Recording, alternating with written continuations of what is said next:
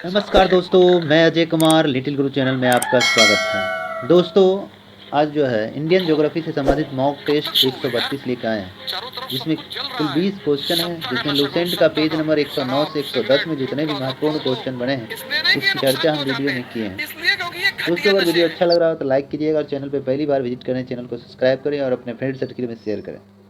Comment box में comment जरूर करें, आप लोग कमेंट नहीं कर पाते हैं तो कमेंट करें कैसा वीडियो लग रहा है और आंसर क्या है उसका भी आप कमेंट कर सकते हैं प्रैक्टिस के रूप में। चलिए, क्वेश्चन नंबर 1 है। वीडियो जब भी हो तो पूरा देखा करें, आधा अधूरा ना देखा करें। क्वेश्चन नंबर 1 कह रहा है, टिहरी बांध परियोजना किस नदी पर बना है? ऑप्शन ए भागीरथी नदी, बी भिलंगना नदी, सी पंबा नदी, डी एवं बी।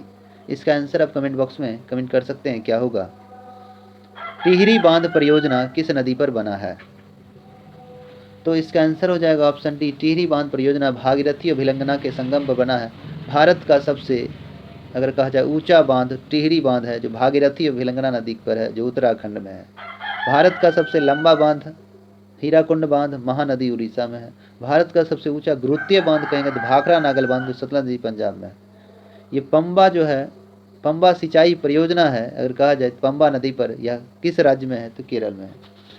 चलिए नेक्स्ट क्वेश्चन देखते हैं। हम चारों ऑप्शन क्लियर करने की कोशिश करते हैं, आप एक्स्ट्रा में लिख सकते हैं। भारत की सबसे लंबी सिंचाई नहर परियोजना कौन है? ऑप्शन ए पंबा सिंचाई परियोजना, बी दमन गंगा सिंचाई परियोजना, सी इंदिरा गांधी सिंचाई परियोजना, डी गिरनार सिंचाई परियोजना। इसका आंसर आप कमेंट बॉक्स में कमेंट कर सकते हैं, क्या होगा? इंदिरा गांधी सिंचाई परियोजना इसका आंसर हो जाएगा। इंदिरा गांधी सिंचाई परियोजना, यह इंदिरा गांधी सिंचाई परियोजना भारत की जो है सबसे लंबी सिंचाई परियोजना है। इंदिरा गांधी सिंचाई परियोजना भारत की सबसे लंबी सिंचाई परियोजना है, जो किस नदी पर है? तो यह सतलज नदी पर है और यह राजस्थान में है। पंजाब हरियाणा भी इससे लाभान्वित भी होता है। गिरनार सिंचाई परियोजना अगर बात करें तो यह गिरनार सिंचाई परियोजना नासिक जिले महाराष्ट्र में गिरनार नदी पर है। और दमन गंगा नदी परियोजना, तो दमन गंगा नदी परियोजना जो है दमन गंगा नदी पर है, जो अगर कहा जाए महाराष्ट्र गुजरात से निकलते हुए अरब सागर में गिर जाती है। पंबा तो अभी चर्चा की, पंबा सिंचाई परियोजना पंबा नदी केरल में। चलिए नेक्स्ट क्वेश्चन देखते हैं। 3 नंबर क्वेश्चन क्या कर रहा है, केवल नलकूपों की सर्वाधिक सघनता वाला राज्य, मतलब नलकूप से पंप सेट से सर्वाधिक सिंचाई हो जो सघन मात्रा में क्षेत्रफल के अधिक सबसे ज़्यादा किस राज्य में? Option A Tamil Nadu, B Maharashtra, C Uttar Pradesh, D Gujarat. तो नलकूप सघनता में कहेंगे तो 1 नंबर पे यूपी, सॉरी यूपी हो जाएगा, सी नंबर में से। इसका आंसर हो जाएगा ऑप्शन सी। और तालाब से सर्वाधिक सिंचाई कहेंगे तो तमिलनाडु में हो जाएगा। भारत में सर्वाधिक सिंचाई किससे होता है? तभी लगभग 55 से 56% सिंचाई जो है कुआं एवं नलकूप से हो जाती है, पंप सेट से हो जाता है। चलिए नेक्स्ट क्वेश्चन देखते हैं। 4 नंबर क्वेश्चन कह रहा है कि जियोलॉजिकल सर्वे ऑफ इंडिया का मुख्यालय कहाँ है? Option A Calcutta, B Mumbai, C Panaji, D Chennai. Geological survey of India का मुख्यालय कहाँ है? भारत में खनिजों के सर्वेक्षण, प्रवेक्षण एवं अन्वेषण के कार्य जियोलॉजिकल सर्वे ऑफ इंडिया कहती है। इसका मुख्यालय कोलकाता में स्थित है। चलिए नेक्स्ट क्वेश्चन देखते हैं। 5 नंबर क्वेश्चन देखना, त्रिवेणी नहर को जल प्राप्त होता है, बराबर क्वेश्चन पूछता है, त्रिवेणी नहर को किस नदी से जल प्राप्त होता है? Option A Gandak, B Pamba नदी, सी सतलज नदी, डी भागीरथी नदी। त्रिवेणी नहर को जल प्राप्त होता है गंडक नदी से, तो ऑप्शन ए हो जाएगा गंडक नदी से। जबकि पंबा नदी पर पंबा सिंचाई परियोजना है केरल में। भारत का सबसे ऊंचा बांध टिहरी बांध परियोजना भागीरथी और भिलंगना नदी पर है। और भारत का सबसे लंबा सिंचाई परियोजना कहा जाए इंदिरा गांधी नहर सतलज नदी राजस्थान में है। चलिए नेक्स्ट क्वेश्चन देखते हैं। 6 नंबर क्वेश्चन कह रहा है कि भारत सरकार ने राष्ट्रीय जल संसाधन परिषद का गठन कब किया? भारत सरकार ने राष्ट्रीय जल संसाधन परिषद का गठन कब किया? Option A 1983, B 1960, C 1956, D 1960। इसका आंसर आप कमेंट बॉक्स में कमेंट कर सकते हैं, क्या होगा?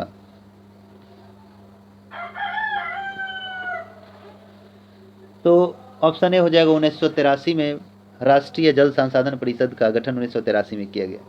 भारत और पाकिस्तान हुए सिंधु जल समझौता 1960 में हुआ। सिंधु जल समझौता कब हुआ? 1960 में हुआ था। चलिए नेक्स्ट क्वेश्चन देखते हैं। 7 नंबर क्वेश्चन देखना है, भूरा कोयला कहा जाता है। Option A anthracite, B lignite, C coal, D bituminous. इसका आंसर आप कमेंट बॉक्स में कमेंट कर सकते हैं, क्या होगा। भूरा कोयला जो है, लिग्नाइट कोयला को भूरा कोयला कहते हैं, ऑप्शन बी हो जाएगा। सबसे उत्तम कोयला कहा जाए तो एंथ्रासाइट कोयला होता है, जिसका उत्पादन सर्वाधिक जम्मू कश्मीर राज्य में पाए जाते हैं, जो कोयला उद्योग के लिए रोटी का काम करती है। काला सोना भी कोयला को कहा जाता है। चलिए नेक्स्ट क्वेश्चन देखते हैं। कार्बन की अधिकता के आधार पर कोयला को शुद्ध, अच्छा या खराब माना जाता है। कोयला सोना काला सोना के नाम से जाना जाता है। ऑप्शन ए हीरा, बी कोयला, सी कपास, डी पेट्रोल। इसका आंसर आप कमेंट बॉक्स में कमेंट कर सकते हैं, काला सोना कहा जाता है। तो इसका आंसर हो जाएगा ऑप्शन बी कोयला को, काला हीरा तो काला हीरा ही है। चलिए नेक्स्ट क्वेश्चन देखते हैं। 9 नंबर क्वेश्चन देखना है। जादूगोरा किस खनिज के लिए प्रसिद्ध है। Option A uranium, B thorium, C tungsten, D अवरक। इसका आंसर आप कमेंट बॉक्स में कमेंट करते हैं। जादूगोरा अगर कहा जाए तो झारखंड में है, यह सबसे ज़्यादा यूरेनियम के लिए प्रसिद्ध है। तो जादूगोरा झारखंड में है, यूरेनियम के लिए प्रसिद्ध है, तो ऑप्शन ए हो जाएगा। जबकि विश्व का सबसे बड़ा थोरियम निर्माता देश भारत को माना जाता है। थोरियम भंडार जो है सबसे ज़्यादा केरल में पाया गया, पाली भीलवाड़ा में। भीलवाड़ा राजस्थान में भी थोरियम और केरल में पाया जाता है। चलिए नेक्स्ट क्वेश्चन देखते हैं। 10 नंबर क्वेश्चन देखना है। जावर खान किसके लिए प्रसिद्ध है। ऑप्शन ए जस्ता, बी हीरा, सी सोना, डी अवरक। इसका आंसर आप कमेंट बॉक्स में कमेंट कर सकते हैं। जावर खान किसके लिए प्रसिद्ध है। जावर खान जो है किसके लिए प्रसिद्ध है, बहुत बार पूछता है, इसलिए हम क्वेश्चन बना दिए हैं। जावर जो है जस्ता के लिए प्रसिद्ध है। ऑप्शन ए राजस्थान में पाया जाता है सबसे ज़्यादा। चलिए नेक्स्ट क्वेश्चन देखते हैं। 11 नंबर क्वेश्चन देखना है कि पन्ना स्थल किसके लिए प्रसिद्ध है। ऑप्शन ए हीरा, बी सोना, सी तांबा, डी कोयला। इसका आंसर आप कमेंट बॉक्स में कमेंट कर सकते हैं। पन्ना स्थल किसके लिए प्रसिद्ध है, तो ऑप्शन ए हो जाएगा पन्ना हीरा के लिए प्रसिद्ध है। पन्ना जो स्थल है हीरा के लिए प्रसिद्ध है, जो मध्य प्रदेश में है। चलिए नेक्स्ट क्वेश्चन देखते हैं। 12 नंबर क्वेश्चन देखना है। तलचर कहाँ है। Option A Orissa, B Rajasthan, C Paschim Bengal, D Madhya Pradesh. इसका आंसर आप कमेंट बॉक्स में कमेंट कर सकते हैं, क्या होगा।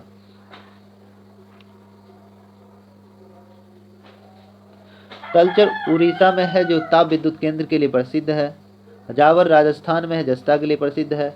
और रानीगंज कोयला के लिए प्रसिद्ध है, जो पश्चिम बंगाल में है। और मध्य प्रदेश में पन्ना हीरा के लिए प्रसिद्ध है। चलिए नेक्स्ट क्वेश्चन देखते हैं।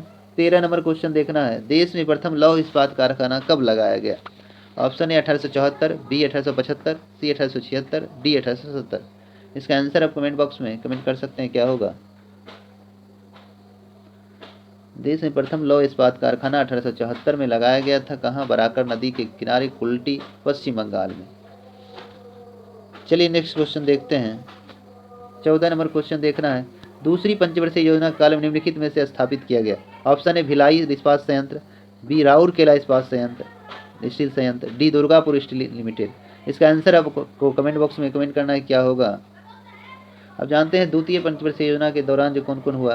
अच्छा, भिलाई जो है अगर कहा जाए किसके सहयोग से स्थापित किया गया। भिलाई की स्थापना, भिलाई इस्पात संयंत्र की स्थापना सोवियत संघ रूस के द्वारा 1955 में किया गया था। राज राउरकेला जर्मनी के सहयोग से, जबकि दुर्गापुर ब्रिटेन के सहयोग से किया गया था। तो दुर्गापुर ब्रिटेन के सहयोग से किया गया था। तो यह होगा द्वितीय पंचवर्षीय, सभी हो जाएगा, ऑप्शन डी हो जाएगा। चलिए नेक्स्ट क्वेश्चन देखते हैं। 15 नंबर क्वेश्चन देखना है। निम्नलिखित में से तृतीय पंचवर्षीय योजना के समय स्थापित किया गया। Option A Bokaro steel plant, B Salem इस्पात संयंत्र, डी विशाखापट्टनम इस्पात संयंत्र, सी विशाखापट्टनम इस्पात संयंत्र, डी विजयनगर इस्पात संयंत्र। इसका आंसर आप कमेंट बॉक्स में कमेंट कर सकते हैं, क्या होगा। तृतीय पंचवर्षीय योजना के दौरान बोकारो स्टील प्लांट हुआ था, जो किसके सहयोग से, रूस के सहयोग से स्थापित किया गया था। बोकारो स्टील प्लांट कहाँ है, झारखंड में है। स्लेम इस्पात संयंत्र चतुर्थ पंचवर्षीय योजना के दौरान हुआ, जो तमिलनाडु में है। विशाखापट्टनम इस्पात संयंत्र आंध्र प्रदेश में, जो चतुर्थ पंचवर्षीय योजना के दौरान, जबकि विजयनगर इस्पात संयंत्र कर्नाटक में है, जो चौथे पंचवर्षीय योजना के समय स्थापित किया गया। चलिए नेक्स्ट क्वेश्चन देखते हैं। 16 नंबर क्वेश्चन कहता है, भारत में एल्युमिनियम का पहला कारखाना स्थापित किया गया। ऑप्शन है 1937, बी 1974, सी 1962, डी 1955। इसका आंसर आप कमेंट बॉक्स में कमेंट कर सकते हैं। भारत में पहली बार एल्युमिनियम का कारखाना कब लगाया गया, तो इसका आंसर हो जाएगा ऑप्शन ए 1937 में लगाया गया था। कहाँ, आसनसोल के निकट, जो वर्तमान में पश्चिम बंगाल में पड़ता है। चलिए नेक्स्ट क्वेश्चन देखते हैं। 17 नंबर क्वेश्चन देखना। नालको एल्युमिनियम कंपनी की स्थापना किसके सहयोग से किया गया। नालको जो एल्युमिनियम कंपनी है, जिसकी स्थापना किसके सहयोग से किया गया? ऑप्शन ए रूस, बी अमेरिका, सी इटली, डी फ्रांस। और यह नालको कंपनी जो है उड़ीसा में है, जो किस देश के सहयोग से बनाया गया था? तो ऑप्शन डी हो जाएगा, फ्रांस के सहयोग से। उसके बाद अगर बात करें, बाल्को भी है कंपनी जो यूरोपीय सोवियत संघ रूस के सहयोग से स्थापित किया गया था। हिंडाल्को कंपनी है जो अमेरिका के सहयोग से स्थापित किया गया था। और माल्को कंपनी है जो इटली के सहयोग से स्थापित किया गया था। चलिए दोस्तों, नेक्स्ट क्वेश्चन देखते हैं क्या कह रहा है। 18 नंबर क्वेश्चन कर रहा है, माल्को एल्युमिनियम कंपनी की स्थापना किसके सहयोग से किया गया? ऑप्शन ए रूस, B America, C Canada, D Germany. इसका आंसर आप कमेंट बॉक्स में कमेंट कर सकते हैं। माल्को कंपनी की स्थापना किसके सहयोग से किया गया? अभी तुरंत हम चर्चा किए हैं, बता सकते हैं माल्को कंपनी, इसमें ऑप्शन ही नहीं है। तो माल्को कंपनी की स्थापना जो है इटली के सहयोग से किया गया था, इटली के सहयोग से। माल्को कंपनी की स्थापना इटली के सहयोग से हुआ था। वेदांता ग्रुप का स्थापना जर्मनी के सहयोग से किया गया।